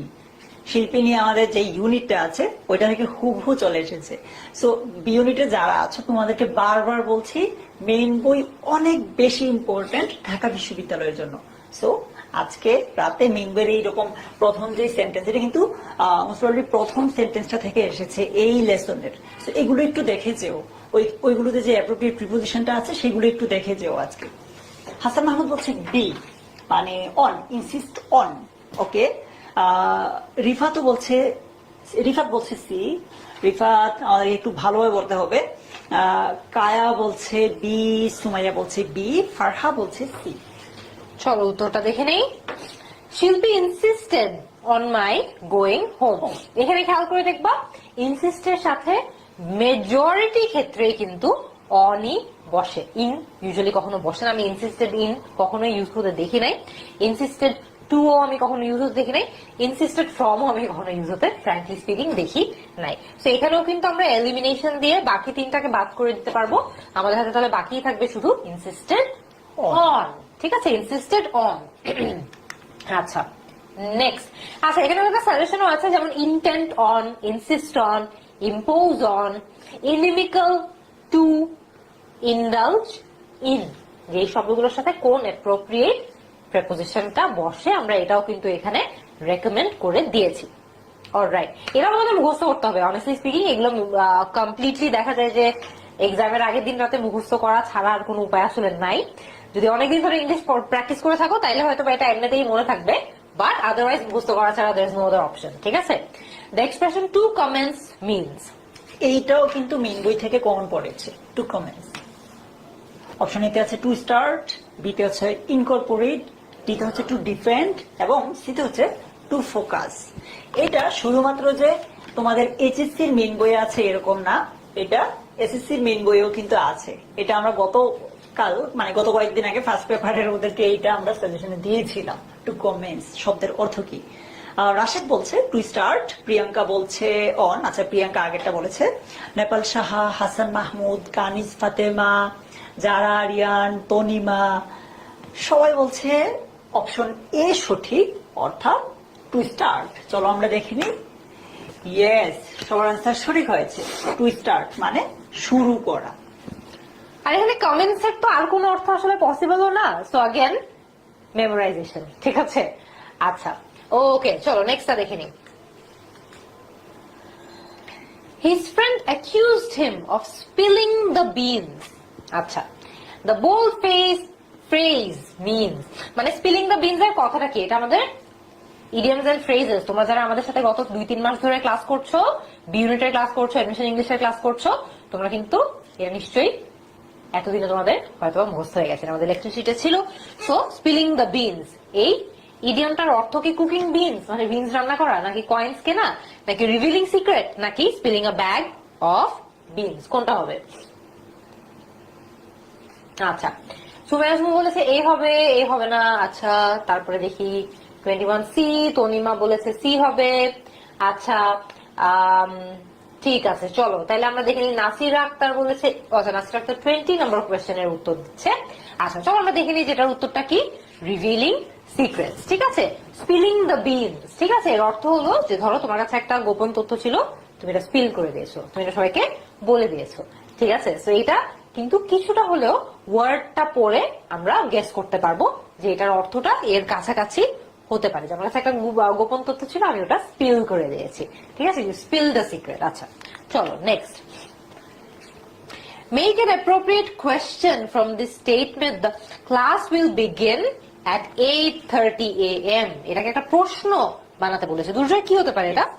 অপশন এতে বলেছে when will the class held, when will the class be held, option C তে আছে when the class will begin, এবং অপশন বি তে আছে at what time will the class begin। কি হবে আসিফ? আমরা একটু এটা মিনিমাইজ করে দিই। ইসরাত বলছে ডি, নুসরাত তুমি আগে ট্রান্সফার করছো, ওকে। তনিমা বলছে ডি, অর্থাৎ at what time will the class begin। Nusrat Jahan, ওকে। এরপর যারা আরিয়ানা বলছে ডি, তনিমা বলছে ডি, মুস্তাফিজ বলছে ডি, রাহিমা বলছে সি। তাহলে আমরা একটু দেখে নিই আনসারটা কি হবে? at what time will the class begin। when the class will begin কেন হয় নাই? এখানে কিন্তু willটা এই জায়গাটাতে হওয়া দরকার ছিল। when will the class begin তাইলে কারেক্ট হইতো। where will the class be held তো হবেই না, এখানে আমাদেরকে কখন জিজ্ঞেস করা হয়েছে, টাইমের কথা বলা হয়েছে, তাই এখানে কোথায় এটা তো আসার কোনো কারণ নাই। when will the class held হবে না, when will the class be held, when will the class be held যদি হতো তাইলে আমরা একটু কনফিউজ হতাম, এখানে যেটা একদমই নাই সেটা কোনো কনফিউশনের সুযোগ নাই। at what time will the class begin অথবা at what time will the class start। আচ্ছা চলো নেক্সটটা দেখে নিই আমরা একটু তাড়াতাড়ি। এখানে এক্সপ্লেনেশন আছে, তোমাদেরকে আমরা ক্লাসের পিডিএফ গুলো কমেন্টে পিন করে দিয়েছি, তোমরা এক্সপ্লেনেশন গুলো ঠান্ডা মাথায় পরে দেখে নিও। আচ্ছা ওকে, বলছে a mechanical organization should not be related to a workshop, warehouse, নাকি বুচার শপ, আর নাকি ইউনিভার্সিটি। কি হবে? 23 a mechanical organization। Muktasim Ryan বলছে সি, নাসিরা বলছে সি, তারপর নাজমা, জান্নাত, রিদিতা, ইসরাত, নাইনা সবাই বলছে ডি। চলো আমরা দেখে নিই ইয়েস, এটার উত্তরটা কি হবে? University. A mechanical organization should not be related to a university। মানে বলতে চাচ্ছে যে ইউনিভার্সিটি একটা মেকানিক্যাল অর্গানাইজেশনের মতো হওয়া উচিত না। এটা ঠিক আছে, থেকে এসেছে হুবহু, দ্য ইস্টার্ন Great. ইউনিভার্সিটি থেকে। পারফেক্ট। তো এখানে কিন্তু তোমরা দেখতেই পাচ্ছ যে আমরা প্র্যাকটিসের মাধ্যমে কিন্তু খানিকটা বুঝেও যাচ্ছি যে আমাদেরকে কোন পার্ট গুলো একটু গুরুত্ব দিয়ে বই থেকে পড়তে হবে। আচ্ছা চলো নেক্সট একটু দেখে নিই। Okay, poetry in every language celebrates beauty and truth. মনে আছে আমরা যখন টেক্সট বুকের কমন তোমাদেরকে ইউনিট গুলো বলছিলাম, আপু কিন্তু বলেছিল যে বিউটি বা ড্রিমস নামে যেই কবিতাটা আছে বা ইউনিটটা আছে সেটা খুবই গুরুত্বপূর্ণ, এন্ড এইটাও একটা। বলো এটা কি হবে? Poetry in every language celebrates beauty and truth, so does art, so as art, as well as art, নাকি why not art। এটা মেইন বইয়ে হুবহু দেওয়া আছে, বলো কি হবে? এটা মেইন বইয়ে কিন্তু হুবহু এটা দেওয়া আছে। লালন বলছে এ, কানিস ফাতিমা বলছে এ, আচ্ছা অধিকাংশই বলছে সো ডাজ আর্ট। চলো তাহলে আমরা দেখে নিই। The correct answer is so does art. এখানে আমাদের কি বলেছে? পোয়েট্রি, প্রতি ল্যাঙ্গুয়েজে পোয়েট্রি আমাদের বিউটিকে সেলিব্রেট করে, সেলিব্রেটস বিউটি অ্যান্ড ট্রুথ।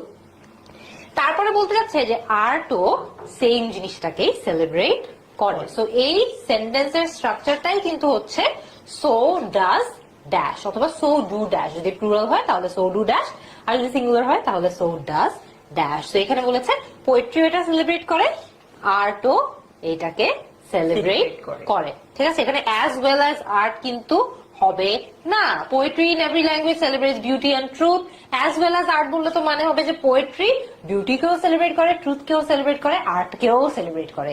সে কারণে এটা অ্যাজ ওয়েল অ্যাজ আর্ট হবে না। আর ওয়াই নট আর্টও হবে না। ওয়াই নট আর্ট মানে হচ্ছে যে আর্ট না কেন, আর এটা তো টেক্সট বুক থেকে বেস করা আছে, এখানে তোমরা তোমাদের মতো বানায় বানায় অর্থ তৈরি করতে পারবা না। সেখানে ওয়াই নট আর্টও হবে না। আর সো অ্যাজ আর্ট ইনকারেক্ট, এটা কোনোভাবে গ্রামাটিক্যালি সেন্স মেক করছে না। আচ্ছা next, the idiom which is not related to the concept a positive attitude। কি হবে এটা? sour grapes, get up and go, shot in the arm, rose tinted glasses। কোনটা হবে?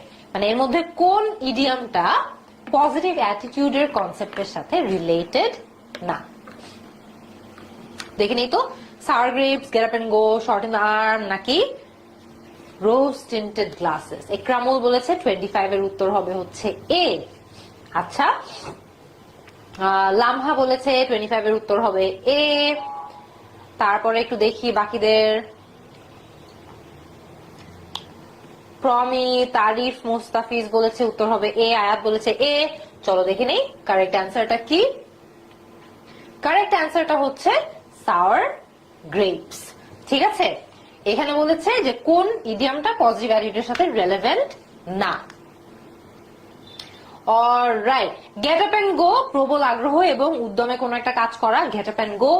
শট ইন দ্য আর্ম, নতুন উদ্দীপনা বা খুব একটা নিউ সর্ট অফ এক্সাইটমেন্ট যখন আমাদের চলে আসে তখন আমরা শট ইন দ্য আর্ম বলে থাকি। রোজ টিন্টেড গ্লাসেস মনে হয় কোন একটা সিচুয়েশনে খালি ভালো জিনিসটাই দেখা বা ভালো জিনিসটাই খেয়াল করা রোজ টিন্টেড গ্লাসেস পরে থাকার মতো হয়। ঠিক আছে, আমাদের বাকি থাকে শুধু সার গ্রেপস। দুর্জয়, ওকে, আমরা আর 4-5টা প্র্যাকটিস করব। The early 20th century Bangladeshi diaspora হুবহু মিংবি থেকে এসেছে।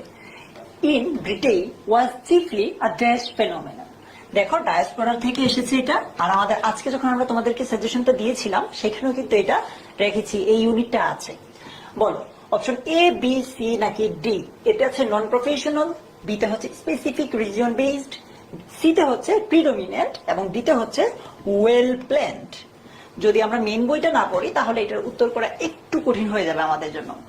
ফারিহা অরিন বলছে বি, তারিফ বলছে বি। ওকে, তারিফ মানে স্পেসিফিক রিজিয়ন বেসড। ওকে, মেহেদি বলছে এ, যারা আরিয়ানা বলছে বি। ওকে, চলো আমরা তাহলে উত্তরটা একটু দেখে নিই। B, specific region based. The early 20th century Bangladeshi diaspora in Britain was chiefly a specific region-based phenomenon. So এটা কিন্তু ডিরেক্টলি টেক্সট থেকে আসছে, সো টেক্সটটা আমাদের মনোযোগ দিয়ে পড়তে হবে। আচ্ছা, তারপরে আমরা একটু দেখি।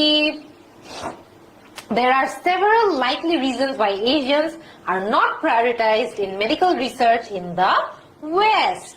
এইখানে prioritize শব্দটা কোন অর্থে বা কোন পার্ট অফ স্পিচ হিসেবে ইউজ করা হয়েছে? কনজাংশন, নাউন, ভার্ব নাকি অ্যাডজেক্টিভ? কোনটা হবে বলো তো?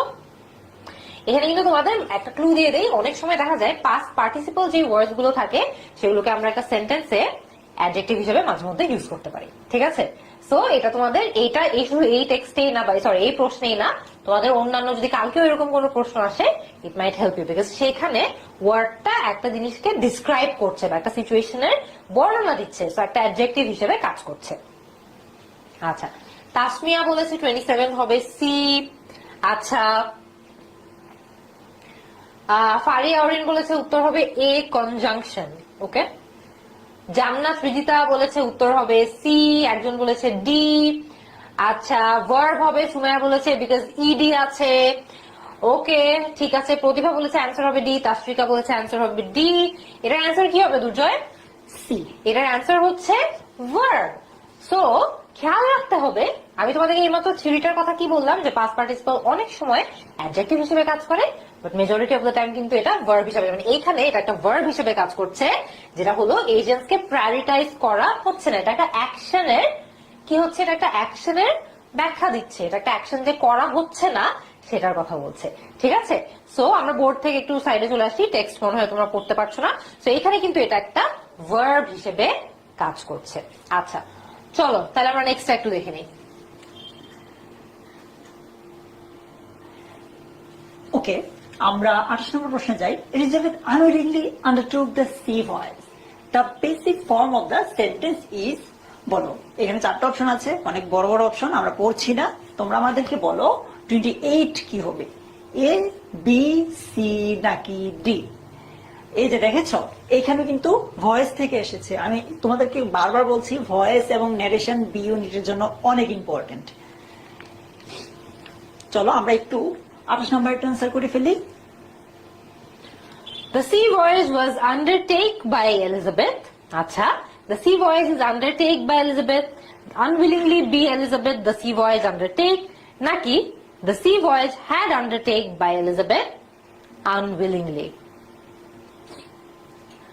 সালমা বলছে এ, তারিফ মুস্তাফিজ বলছে এ, আতিফা বলছে বি। ওকে, ঠিক আছে, চলো আমরা উত্তরটা একটু দেখে নেই। এখানে কিন্তু the sea voyage was undertaken হবে, তোমরা এখানে এটা ভুল করে ফেলবা না। The sea voyage was undertaken by Elizabeth unwillingly, কারণ এখানে কিন্তু আন্ডারটুক দেওয়া আছে, আমাদেরকে এখানে অ্যাপ্রোপ্রিয়েট ভাবে ফর্মটা চেঞ্জ করে নিতে হবে, ঠিক আছে। The sea voyage was undertaken by Elizabeth unwillingly. আর এখানে বাকিগুলোতে কারেক্ট ফর্মে ইউজ করার নাই, সেগুলো সঠিক হচ্ছে না। অনি রয় বলেছে 24C, সারওয়ার হোসেন বলেছে আনসার হবে A. So yes, the answer is A. ঠিক আছে, চলো আমরা দেখে নিই। It has made it possible for people all over the planet to reach out and touch someone. The underlined word refers to, এটা কিন্তু টেক্সট বুক থেকে নেওয়া, textbook ঠিক আছে। সো এখানে বলেছে যে ইট ওয়ার্ডটা আছে, এই ইট ওয়ার্ডটা এই চারটার মধ্যে কোনটাকে রেফার করছে? নাসাকে রেফার করছে, ওয়ার্ল্ড ওয়াইড ওয়েবকে রেফার করছে, মাইক্রোচিপকে, নাকি পেস মেকারকে রেফার করছে? কোনটা হবে? এটা কিন্তু একদমই সহজ, পারার কথা। একটু তোমরা যদি প্যাসেজটা ভালোভাবে নাও পড়ো, সেন্টেন্সটা পড়লে বুঝে যাওয়া যে ইট বলতে এখানে কি বুঝাচ্ছে।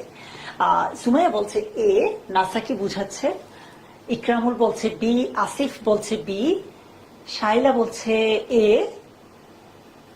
ঠিক Okay. আছে, চলো তাহলে আমরা অ্যান্সারটা দেখে নিই। The answer is world wide web, ঠিক আছে। ওকে, আচ্ছা, টেক্সট বুকের ইউনিট 2 লেসন 1 থেকে এটা নেওয়া হয়েছে, যেখানে আমরা ইন্টারনেট এবং ওয়ার্ল্ড ওয়াইড ওয়েব সম্পর্কে জানতে পেরেছি। অলরাইট, সো এটা কিন্তু তোমরা মোটামুটি এই টেক্সটটাও একটু ভালো মতো পড়ে যাবা। আচ্ছা, তারপরে আমরা একটু দেখি, dash is not a synonym of the word snarl. এটা একটু কনফিউজিং। আসিফ। স্নার্লের সিনোনিম এর মধ্যে ঠিক আছে। কোনটা না? কনফিউশন, ইন্ট্রিকেসি, ডিজারে, নাকি স্নার্ল? ঠিক আছে, স্নার্লের অনেকগুলো অর্থ আছে। একটা হচ্ছে খুব জোরে কারো উপর চিৎকার করে ফেলা বা ইয়েল করা।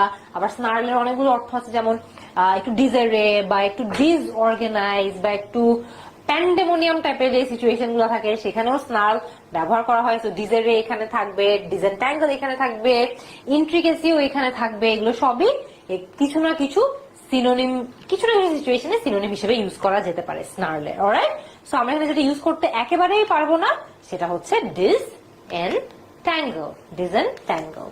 ওকে, এখন আমরা চলে আসলাম রিটেন পার্ট এবং টেক্সট বুকের যে রেকমেন্ডেশন গুলো আছে সেগুলো তোমরা যারা একদম শেষ পর্যন্ত আমাদের সাথে আছো, দুর্জয় আমরা একটু খুব দ্রুত ওদেরকে টেক্সট বুক এবং ওভারঅল রিটেন পার্টের সাজেশন গুলো দিয়ে দিই। Yes, আপু।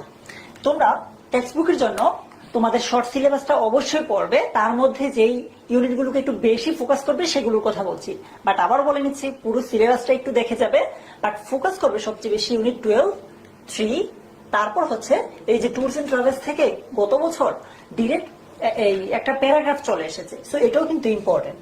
তারপর ডায়াসপোরা থেকে আমরা দেখেছি এমসিকিউতে প্রশ্ন এসেছে, হিউম্যান রাইটস থেকে এসেছে, ইউনিট 1 থেকে এসেছে, তারপর ইউনিট 6 এবং 13। এই ইউনিটগুলো তোমাদের জন্য একটু বেশি ইম্পর্টেন্ট, তোমরা এগুলোতে একটু বেশি ফোকাস করবে।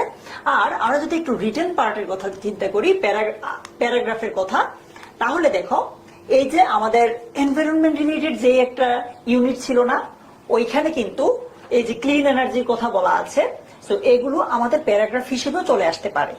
তারপর আমাদের এই যে দেখো ইম্পর্টেন্স অফ প্রোটেক্টিং এনভায়রনমেন্ট বা এনভায়রনমেন্ট পলিউশন, যেটা আমরা ছোটবেলা থেকে পড়ে এসেছি, এখন একটু ভার্সিটি লেভেলে এসে গেছি, যেহেতু একটু ডিফারেন্ট ওয়েতে লিখতে হবে, প্রশ্নটাও একটু ডিফারেন্ট ওয়েতে আমাদেরকে করা হবে। তারপর গ্লোবাল ক্লাইমেট ক্রাইসিস, এরপর এইটার যে ইম্প্যাক্ট আছে বাংলাদেশে, সেটা থেকেও আমাদের আসতে পারে। এরপর global warming and green house effect, এটা থেকেও কিন্তু আমাদের পরীক্ষাতে আসার সম্ভাবনা খুবই বেশি। এবার আসো আমরা ফিমেল এডুকেশনের কথা যদি চিন্তা করি, এটাও খুবই গুরুত্বপূর্ণ। তারপর জেন্ডার ডিসক্রিমিনেশন, এরপর সায়েন্টিফিক অ্যাচিভমেন্টস, এটা আমাদের একদম মেইন বই থেকে প্যারাগ্রাফ হিসেবে আসতে পারে।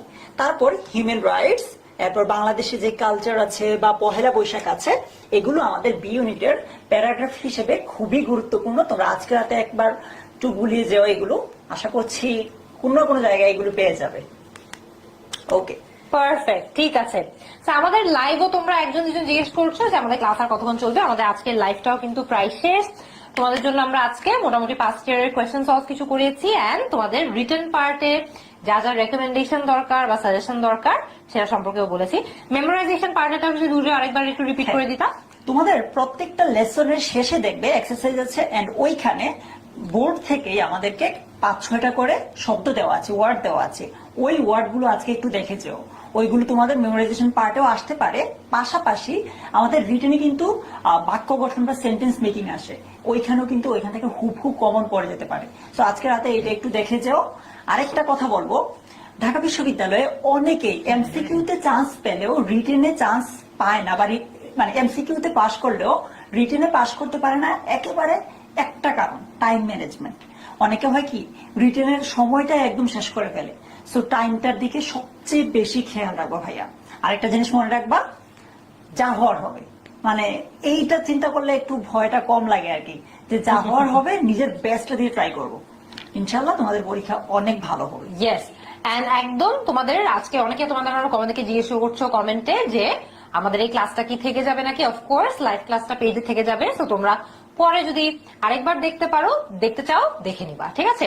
রিটেন টাইম কতক্ষণ? রিটেনে 45 minutes, as far age I know 45 minute spend করতে হবে রিটেন পার্টটাতে, আর এমসিকিউটাতেও আমাদের 45 মিনিট স্পেন্ড করতে হবে। আচ্ছা, রিটেন পার্টের জন্য কি পেপারে নির্দিষ্ট স্পেস দেওয়া থাকে নাকি ও ইচ্ছা মতো লিখতে থাকবে? আচ্ছা, আমাদের সময় ইচ্ছা মতো লিখতে পারতাম, মানে তবে অনেক বেশি না, একটু জায়গা দেওয়া থাকে আর কি। এই জগন্নাথ ইউনিভার্সিটিতে, তখন জগন্নাথ ইউনিভার্সিটি গুচ্ছর অন্তর্ভুক্ত ছিল না, ওইখানে একদম দেওয়া ছিল যে এতটুকুর মধ্যে লিখে শেষ করতে হবে। খাতাটা পেলে তোমরা বুঝে যাবে যে কতটুকু দেওয়া আছে, বা এটা তোমরা বুঝে যাবে, এটা নিয়ে চিন্তা করো না। বাট ব্যাপারটা হচ্ছে টাইম ম্যানেজমেন্ট। বাংলা ইংলিশ দুটোই তো রিটেন, সাধারণ জ্ঞান তো তোমাদের রিটেন নাই। সো বাংলা ইংলিশ দুটোরই আনসার করতে হবে তোমাদেরকে রিটেনে। রাইট। আর just last few bits of advice, কালকে তোমরা পরীক্ষা দিতে যাচ্ছ, তোমাদের সকাল 11টা থেকে পরীক্ষা, 10:30টায় কিন্তু তোমাদের এন্ট্রি লাস্ট টাইম। সো তোমাদের 10:30টার মধ্যে এক্সাম হলে থাকতে হবে, 11 থেকে পরীক্ষা শুরু হবে। পরীক্ষাটা ভালো মতো ঠান্ডা মাথায় দিবা।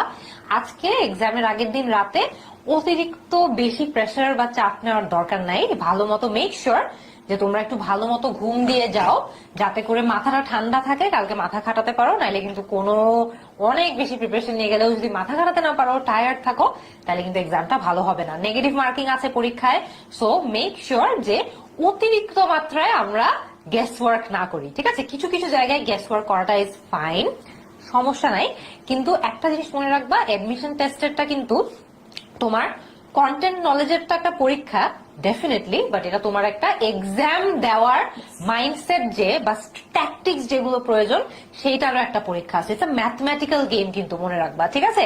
যে তোমরা যখন একদম 100% শিওর যে তোমরা মিনিমাম বারটা মিট করে ফেলছো পরীক্ষায় পাস করার জন্য, এবং এরপরে কতটুকু গেস ওয়ার্ক করলে তোমার ওই মিনিমাম বারটা তাও মিট হবে, সেটার অঙ্কটা একটু মাথায় করে রাখবা, এবং গেস ওয়ার্ক শুধুমাত্র ওই লিমিট পর্যন্তই করবা। তুমি একদম যতগুলা কারেক্ট অ্যান্সার দিলা সেই পরিমাণ গেস ওয়ার্ক করে ওই মার্কগুলো সব হারাই ফেললে কিন্তু কোনো লাভ নাই। তো মেক শিওর অ্যাডমিশন টেস্টটা তোমরা যাতে ম্যাথমেটিক্যাল মাইন্ডসেটটাও নিয়ে যাও, যাতে করে একদম প্রপারলি স্ট্র্যাটেজি ফলো করে এক্সামটা তোমরা দিতে পারো, ঠিক আছে। আর অফকোর্স আরেকটা লাস্ট নোট তোমাদের জন্য আমরা তোমাদেরকে ফ্রি করে দিব। আমরা 7টার সময় আবারও লাইভে আসবো এসএসসি স্টুডেন্টসদের জন্য। সো তোমাদেরকে ফ্রি করে দেওয়ার আগে আমার থেকে লাস্ট একটা পিস অফ অ্যাডভাইস হচ্ছে যে কালকে পরীক্ষা দাও, বাট আগেন আমরা লাইভের শুরুতে যেটা বলেছি, it's not the end of the world. কালকে যদি তোমাদের ঢাকা বিশ্ববিদ্যালয়তে হয়ে যায় তাহলে তো এক্সিলেন্ট, তোমাদের সবার অনেক অনেক ব্রাইট ফিউচার আছে ইনশাল্লাহ। কিন্তু যদি তোমাদের কালকে ঢাকা ইউনিভার্সিটিতে কোনো কারণে না হয়, কোনো সমস্যা নাই, the world is still filled with opportunities, and তোমার উপর ডিপেন্ড করে যে তোমরা তোমাদের অপরচুনিটি গুলোকে কিভাবে কাজে লাগাবা, ঠিক আছে।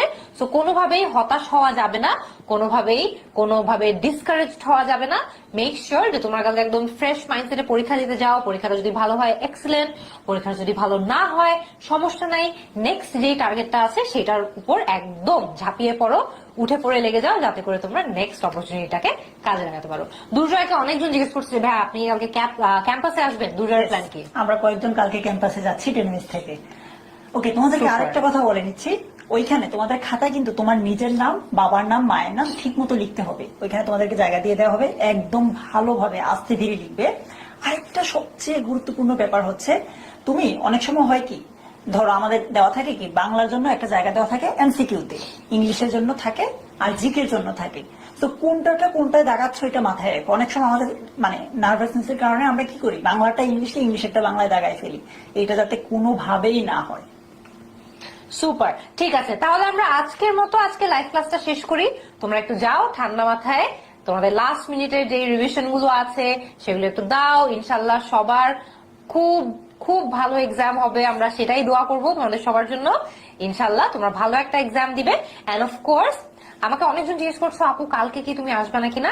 I will try my best, but আমার আশা না আসার উপর কোনো কিছুই ডিপেন্ড করবে না। তোমাদের পরীক্ষাটা ভালো মতো দিবা ঠান্ডা মাথায়। আমাদের কখনো না কখনো ঢাকা ইউনিভার্সিটিতে হোক অন্য কোথাও হোক দেখা তো ফর শিওর হবে, ঠিক আছে? সবাই ভালো মতো পরীক্ষা দিও, অল দ্য ভেরি বেস্ট।